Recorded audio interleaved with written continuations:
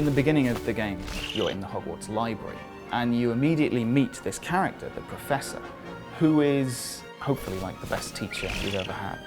So the book is split into 5 chapters, and each chapter represents qualities of a wizard. So it could be importance of practice, any kind of attribute that a young wizard or witch would need to progress in the wizarding world. So once we had that kind of skeleton of these 5 chapters and a theme for each one, then we tied in 4 spells per chapter. So the first thing the player might do is learn the incantation for the incendio spell, for example. So they have to repeat the words that are shown on screen.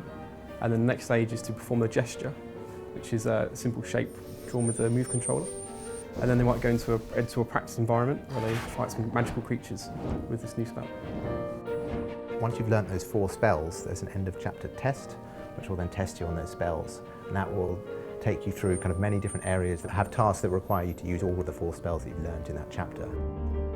When you first cast a spell, a spell effect appears on the end of your wand, so you can immediately tell what spell you have cast. So for example, the Aguamenti spell, which is the water spell, is a blue bubbling orb on the end of it. And when you pull the trigger of the motion controller, this orb turns into water spraying out from the end of your wand.